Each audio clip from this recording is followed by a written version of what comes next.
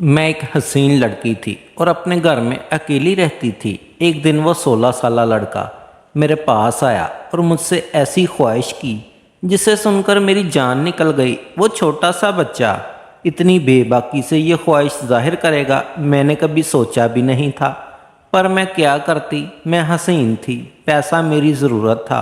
मैंने सोचा वो 16 साल बच्चा मेरा क्या बिगाड़ देगा, ज़्यादा से ज़्यादा 5-7 मिनट ही टिक सकेगा। पर मेरा तो दोनों तरफ से फ़ायदा था। यही सोचकर उसकी बात मान ली और वो अपनी ख्वाहिश पूरी कर ले। लेकिन जैसे मैंने बच्चा समझकर इजाज़त दी थी, उसने तो पूरी रात ही मेरी उम्र 30 साल की थी, लेकिन मैं अपनी उम्र से कहीं ज़्यादा छोटी लगती थी। मुझे पैसों की बहुत ज़्यादा तलब रहती थी, लेकिन कोई तरीका समझ ना आता क्योंकि मेरा शौहर बीमार रहता था। एक दिन मैं घर में अकेली थी और बिना दुपट्टे ही काम कर रही थी जब एक 16 साल लड़का हमारे घर में आया। जिन नज़रों से वो मुझे देख रहा था, मुझे समझ में आ गया था कि वो क्या चाहता है। सलाम दुआ के बाद वो कहने लगा, मैडम मैं तन्हा हूँ और अकेले ही आपसे मामला तय करना चाहता हूँ। एक दफ़ा देकर देखें, मैं आपको शर्मिंदा नहीं करूँगा बल्कि आपकी ज़रूरत पर पूरा उतरूँगा। मैंने सर से पाँव तक उसे देखा। कद काठ में वो बेहतर ही था, लेकिन उम्र में भी छोटा था। मैंने उससे माजरत की और कहा, मैं तुम्हारे साथ इस तरह का कोई मामला तय नहीं कर सकती। तुम अभी छोटे बच्चे हो और मुझे नहीं लगता कि इन बातों से तुम्हारी कोई उम्र है। वो मुस्कुराकर कहने लगा, बाजी मेरा 5 साल का तजर्बा है। मैं 11 साल का था जब से यही काम कर रहा हूँ। मेरे आगे पीछे कोई नहीं, मैं अकेला अपने काम में माहिर हूँ। आप मुझ पर भरोसा करें, आपको पछताना नहीं पड़ेगा, बल्कि आप अपने इस फैसले पर खुश होंगी। अब की बार तो मैं वाकई ही हैरान हुई थी। वो बच्चा अकेला कैसे ये सब कह रहा था। मैंने उससे पूछा, तुम्हारे माँ बाप कहाँ हैं? वो कहने लगा, मैं तन्हा हूँ, वालिदैन हयात नहीं। मैं पहले वहाँ की ठोकरें खाता था, पर मैंने ये वाला काम शुरू किया और काम चल पड़ा। अब मैं मज़ीद काम बढ़ाना चाहता हूँ, इसलिए आपसे बात करने आया हूँ। अगर आप मेरा साथ देंगी तो मैं आपके भी काम आऊँगा। इसकी आखिरी बात सुनकर मैं चौंक गई थी। मुझे वाकई ही किसी ऐसे बच्चे की ज़रूरत थी जो ऊपर के कामकाज भी कर देता, और वो खुद ही से मुझे ये ऑफ़र कर रहा था। और फिर दूसरी बात तो ये थी कि उसके साथ मामला तय करने पर मुझे हर महीने माकूल रकम भी मिल जाती, जिससे मेरा गुजर बसर आसानी से हो जाता। मगर फिर साथ मुझे ये ख्याल भी आया कि अगर ये वक्त पर मुझे पैसे अदा ना कर सका तो मेरे लिए मुश्किल हो जाएगी। खैर वो 16 साल था और मैं आसानी से उस पर हर बात मनवा सकती थी। खैर अपना फ़ायदा देखकर मैंने उससे मामला पक्का किया, क्योंकि मैं भी अकेली थी। मैंने घर के साथ दुकान उसे किराए पर दे दी। उसका नाम हसीब था। वो कहने लगा, बाजी मैं रहाइश भी दुकान में ही रखूँगा, क्योंकि मेरे आगे पीछे तो कोई नहीं है। अब तक मैं ये काम सड़क पर ही कर रहा था, अब दुकान में करूँगा। मुझे क्या इतराज़ हो सकता था, दुकान ही तो थी। मैंने कहा, जो तुम्हें ठीक लगता है करो, बस मुझे वक्त पर पैसे दे देना। और फिर उसने दुकान में औरतों के सामान की कुछ चीज़ें लाकर डाल दी, और ये देखकर मैं हैरान रह गई कि 2-3 दिन में ही उसका काम चल पड़ा था। सारा दिन वो दुकान खोलकर काम करता और उसकी दुकान पर औरतों का रश लगा रहता। रात के वक्त उसी दुकान में सो जाता। इतने अरसे से ये दुकान खाली पड़ी थी। पहले जब भी किराए पर कोई तो गाहक आता ही नहीं था। कितनी ही दफ़ा मैंने दुकान किराए पर चढ़ाई, मगर सब ने यही कहकर छोड़ दी कि ये जगह काम के लिए मुनासिब नहीं है। मैंने तो ये उम्मीद ही छोड़ दी थी कि कभी ये दुकान किराए पर भी चढ़ेगी। लेकिन इस बच्चे ने ना सिर्फ मुनासिब कीमत पर इसे किराए पर लिया था, बल्कि इसने तो अपना काम भी चला लिया था। बस अजीब बात यह थी कि इसने औरतों का सामान दुकान में रखा था और औरतें भी इस बच्चे से सामान ख़रीदने आती थी। कुछ दिन गुजरे तो मेरी हसीब से अच्छी बातचीत भी हो गई थी। वो मेरे छोटे मोटे काम भी करने लगा था। मैं जब कभी कुछ अच्छा पकाती तो उसे दुकान पर पहुंचा देती। दुकान और घर के बीच में एक छोटा सा दरवाज़ा भी था। ज़रूरत के तहत मैं दरवाज़ा खोलकर हसीब से बातचीत भी कर लेती थी।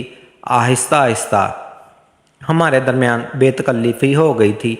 میں بھی ایک طرح سے تنہا تھی، اس لیے جو حسیب کا سہارا مل گیا تھا۔ دراصل میرے بچے نہیں تھے اور میرے شوہر رحیل کو فالج کا اٹیک ہوا تھا۔ اس کے بعد وہ بستر پر پڑ گئے تھے۔ گھر کا گزارا بہت مشکل سے چل رہا تھا۔ کبھی کوئی مدد کے لیے پیسے دے جاتا تو کبھی کوئی۔ ایسے میں دکان سے ملنے والے پیسے میرے لیے غنیمت ہو گئے تھے، اس لیے میں نے خود حسیب سے بے تکلفی بڑھائی تھی تاکہ وہ یہ دکان چھوڑ کر نہ جائے اور میری لگی بندی آمدنی بھی بنی رہے۔ لیکن مجھے کیا معلوم تھا کہ میں جسے 16 سالہ معصوم بچہ سمجھ رہی ہوں وہ اتنا سیدھا سادہ بھی نہیں ہے۔ اس بچے نے تو کچھ ہی عرصے میں میری دنیا پلٹ کر رکھ دی تھی۔ ہم دونوں کے درمیان کچھ بے تکلفی بڑھی تو میں نے اسے اپنے گھر کے اندر آنے کی اجازت بھی دے دی۔ اب حاجت وغیرہ کے لیے وہ میرے گھر میں ہی چلا آتا تھا اور باقی وقت تو وہ دکان میں ہی گزارتا تھا۔ رحیل کو اس بات پر کوئی اعتراض بھی نہیں تھا کیونکہ میرے لیے تو وہ 16 سال کا بچہ ہی تھا، بلکہ حسیب کے آنے سے تو ہماری زندگی میں رونق سی آ گئی تھی۔ اب میں پہلے کی طرح اداس اور مایوس نہیں رہتی، بلکہ کوئی بھی بات ہوتی تو حسیب سے کہہ دیا کرتی۔ موسم تبدیل ہونے کی وجہ سے رحیل کی طبیعت کافی خراب رہنے لگی تھی۔ میرے پاس انہیں ہسپتال لے جانے کے لیے بھی پیسے نہیں تھے۔ ایک دن ایسے ہی میری آنکھوں میں آنسو آنے لگے۔ حسیب نے مجھے دیکھا تو پوچھنے لگا، باجی کیا ماجرا ہے، کیوں رو رہی ہو؟ میں نے اسے بتایا کہ رحیل کو ہسپتال لے کر جانا ہے۔ میرے پاس پیسے نہیں ہیں، میں اب اس زندگی سے تنگ آ چکی ہوں، لیکن اکیلے ہی ساری مشکلوں سے لڑنا پڑتا ہے۔ رحیل تو میرے سہارے کے بغیر بستر سے بھی نہیں اٹھ سکتا۔ اگر میرا کوئی بچہ ہوتا تو شاید میری زندگی آسان ہو جاتی۔ کمزور لمحے کی نظر ہو کر میں نے اپنے دل کا حال حسیب کے آگے بیان کر دیا۔ میری بات سن کر حسیب مسکرانے لگا اور کہنے لگا، باجی بچہ کر لو، اس میں کیا پریشانی ہے؟ حسیب کی بات پر میں شرمندہ ہو گئی۔ اب میں اسے کیسے بتاتی کہ رحیل بستر سے لگا تھا اور وہ اس قابل نہیں تھا کہ ہم بچہ پیدا کر سکتے۔ شادی کے شروع سالوں میں رحیل نہیں چاہتا تھا کہ ہم بچے کی جھنجھٹ میں پڑیں، اور جب میں نے بچے کی ضرورت محسوس کی تو رحیل اس قابل نہیں رہا کہ بچہ پیدا کر سکے۔ اچانک سے اسے فالج کا اٹیک ہوا اور اس کے بعد وہ کسی قابل نہیں رہا۔ محبت کی شادی آہستہ آہستہ مجبوری بن گئی، اور اب میں مجبوری میں ہی رحیل کے ساتھ نبھا رہی تھی کیونکہ اس کے علاوہ میرے پاس کوئی راستہ نہیں تھا۔ حسیب نے شاید میرے چہرے کا اتار چڑھاؤ پڑھ لیا۔ کہنے لگا، باجی آپ پریشان ہونے کی کوئی ضرورت نہیں، آپ کے ساتھ میں ہوں نا، جلدی آپ کے سارے مسئلے ختم ہو جائیں گے۔ حسیب کی بات پر میں مسکرا اٹھی تھی۔ وہ اکیلے ہی اتنا حوصلہ رکھتا تھا کہ ہر مشکل سے لڑ جاتا، اور ایک میں تھی جس نے اتنی عمر گزارنے کے باوجود بھی ہمت نہیں پکڑی تھی۔ حسیب نے اپنے ماں باپ کو 10 سال کی عمر میں ہی کھو دیا تھا، اس کے باوجود بھی وہ دنیا کے میلے میں گم نہیں ہوا تھا۔ نہ صرف اس نے اپنی زندگی کا سفر جاری رکھا بلکہ وہ رحیل کو بھی بہت زیادہ خدمت کرنے لگا تھا۔ میں کسی بھی کام سے گھر سے نکلتی تو حسیب ہی میرے شوہر کی خدمت کرتا اور ان کے پاس بیٹھا رہتا۔ ان دنوں دونوں کے درمیان نہ جانے کیا بات چیت ہوتی، لیکن مجھے دیکھ کر حسیب ہمیشہ خاموش ہو جاتا تھا۔ حسیب نے مجھ سے وعدہ کیا تھا کہ وہ میری ہر کمی کو دور کر دے گا، اور اس کے اس وعدے پر میں مسکرا اٹھی تھی۔ میں بچہ پیدا کرنا چاہتی تھی، اپنی زندگی میں مجھے اولاد کی کمی کو پورا کرنا تھا، لیکن حسیب اسے بھلا کیسے پورا کر سکتا تھا؟ اس کی خوشی کی خاطر میں نے مسکراہٹ چہرے پر سجائی تھی، اور پھر اس بات کو کچھ ہی دن گزرے کہ مجھے اپنے اندر تبدیلی محسوس ہونی شروع ہو گئی۔ میری طبیعت زیادہ خراب ہوئی تو حسیب نے ہی مجھے پیسے دیے اور کہنے لگا، باجی ڈاکٹر کو دکھا لو۔ اس کے کہنے پر میں ڈاکٹر کے پاس چلی گئی اور وہاں جا کر مجھ پر حیرت کا پہاڑ ٹوٹ پڑا جب مجھے پتا چلا کہ میں امید سے ہوں۔ یہ کیسے ممکن تھا؟ رحیل میں تو اتنی ہمت ہی نہیں تھی کہ وہ باپ بن سکتے، تو پھر میں امید سے کیسے ہوئی تھی؟ میں تھر تھر کانپتے ہاتھوں سے رپورٹ پکڑے گھر میں لوٹی، اور جب میں نے یہی بات گھر آ کر ڈرتے ڈرتے رحیل کو بتائی تو وہ مسکرا کر کہنے لگا کہ ہو سکتا ہے میں اس قابل ہو گیا ہوں کہ ایک بچے کا باپ بن سکوں۔ اگر خدا نے ہمیں یہ خوشخبری سنائی ہے تو اسے مسکرا کر قبول کر لو۔ رحیل کی یہ بات سن کر میں حیران رہ گئی تھی۔ کیا واقعی میں رحیل کے بچے کی ماں بننے والی تھی؟ یہ بات ایسی تھی کہ مجھے یقین ہی نہیں آ رہا تھا۔ مجھے تو رحیل کی حالت میں کوئی بدلاؤ نظر نہیں آیا، پھر یہ کیسے ممکن تھا؟ خیر میں نے بھی اس بات کو قبول کر لیا کہ میں رحیل کے بچے کی ماں بننے والی ہوں۔ اب میں اپنا خیال رکھنے لگی۔ حسیب کو میں یہ بات پتہ چل گئی تھی، وہ بھی بڑا خوش تھا، جیسے اس کے گھر بچہ ہونے والا ہو۔ وہ جب بھی دکان سے فارغ ہوتا تو ہمارے گھر میں ابتا روہیل کو نہلاتے دہلانے کا کام اس نے اپنے ہی ذمہ لے لیا تھا۔ روہیل کی اکثر وہی خدمت کرنے لگا تھا، کیونکہ اب میری حالت بھی ایسی نہیں تھی۔ پہلے بھی وہ روہیل کے پاس آ کر کافی دیر بیٹھا رہتا تھا، اس لیے تو مجھے لگتا تھا کہ حسیب کے آنے سے ہماری زندگی بدل گئی ہے۔ اب تو میرے لیے کوئی فروٹ لاتا تو کبھی جوس، اس کی دکان بھی ٹھیک ٹھاک سے چل رہی تھی، اور پھر ایسے ہی دن بدن گزرتے چلے جا رہے تھے۔ اور پھر پورے 9 مہینے بعد جا کر میں نے ایک خوبصورت سے بچے کو جنم دیا، جو نہ ہی میرے جیسا تھا اور نہ ہی روہیل جیسا، بلکہ حیرت کی بات یہ تھی کہ وہ ہو بہو حسیب کے جیسا لگ رہا تھا۔ میں نے کبھی اپنے بچے کی شکل دیکھتی تو کبھی حسیب کی، اور پھر حسیب نے خود ہی ہنس کر ایسی بات کہی کہ میں چونک گئی۔ کہنے لگا، باجی دن رات آپ نے مجھے اتنا زیادہ دیکھا کہ بچہ بالکل میرے جیسا لگنے لگا ہے۔ کہتے ہیں نا کہ جسے ماں حمل کے دنوں میں زیادہ دیکھتی ہے، بچہ اسی پر جاتا ہے۔ حسیب کی بات پر میں نہ صرف چونکی بلکہ شرمندہ بھی ہوئی۔ اتنی کم عمر میں اسے ان باتوں کی معلومات تھی۔ خیر میری گود میں بچہ آ گیا تھا، میری خوشی کی انتہا نہیں تھی۔ میں اپنے بچے کو لے کر گھر آئی تو جیسے میری زندگی میں بہار آ گئی، لیکن اب خرچہ پہلے سے بھی زیادہ بڑھ گیا تھا۔ سمجھ نہیں آ رہا تھا کہ یہ خرچہ کیسے پورا ہوگا، اور پھر حسیب نے ہی مجھے اپنے بچے کے خرچے کے لیے پیسے بھی دینے شروع کر دیے۔ میری اور میرے بچے کی ذمہ داری اسی نے پوری طرح سے اٹھائی ہوئی تھی، بلکہ ہماری کیا روہیل بھی، وہ اب بالکل بھی غیر نہیں رہا تھا۔ میں تو اسے چھوٹے بھائیوں کی طرح عزیز رکھنے لگی تھی، کیونکہ اسی کی بدولت ہمارے حالات اچھے ہو گئے تھے۔ اور پھر میرا بچہ بھی 6 مہینے کا ہوا اور مجھے پتا چلا کہ میں پھر امید سے ہوں۔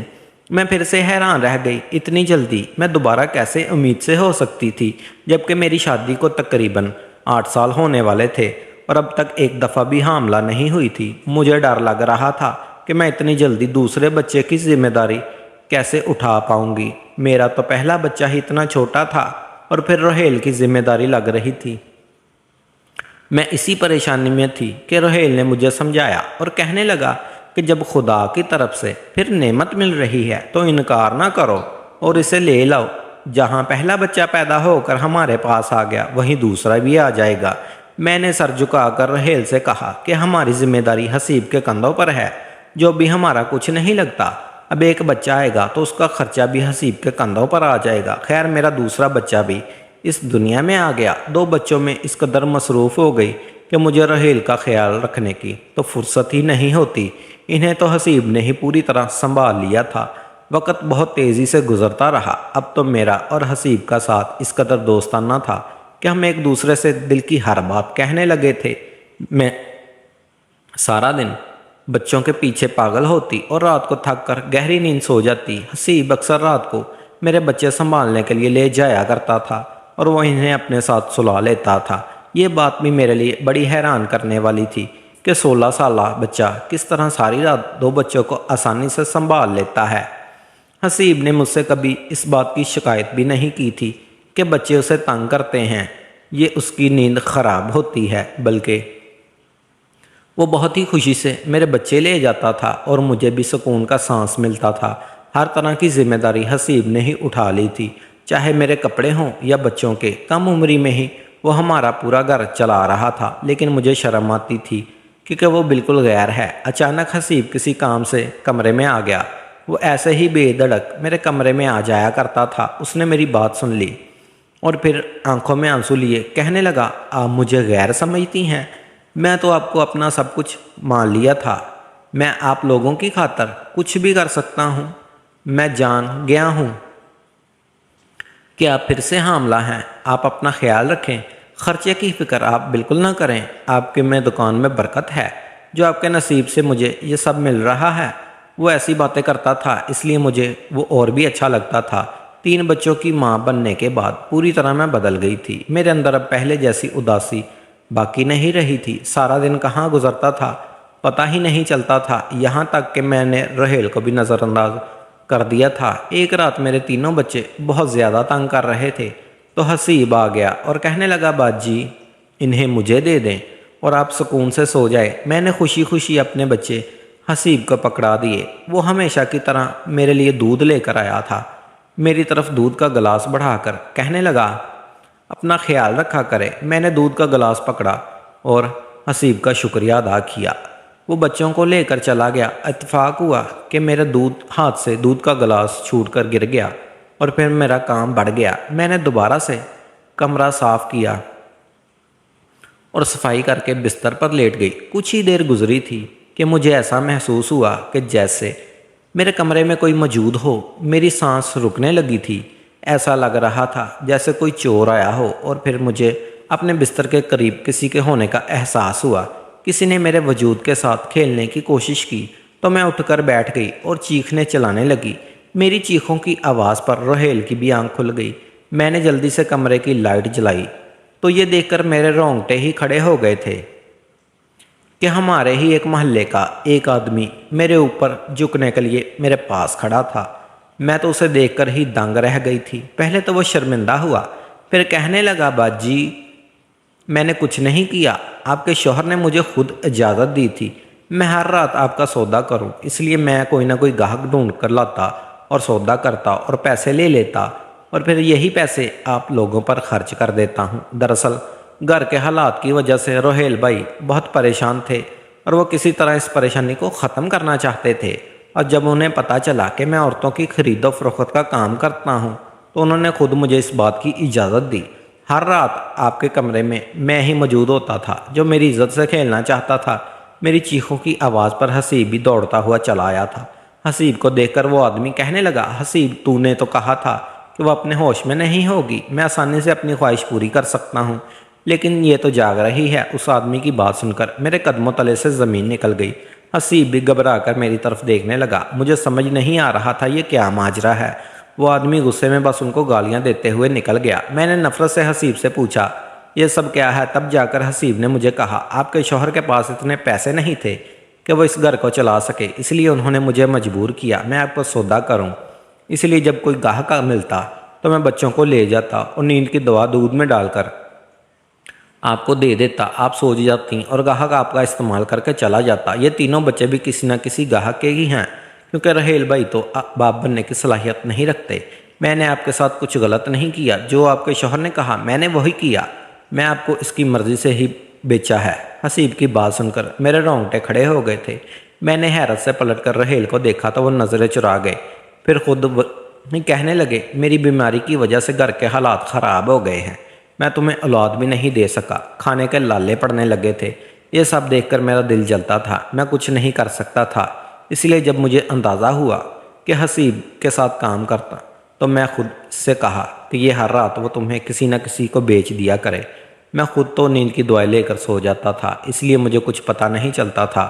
حسیب ہی کسی گاہک کو لاتا اور پھر صبح ہونے سے پہلے گاہک لوٹ جاتا۔ بچے ہونے سے تم خوش ہو گئی، ہمارے گھر کے حالات بدل گئے اور میں بس اتنا ہی چاہتا تھا۔ روہیل کی بات سن کر میں نے اپنا سر پکڑ لیا تھا۔ مجھے یقین نہیں آ رہا تھا کہ میرے شوہر نے مجھ پر اتنا بڑا ظلم کیا۔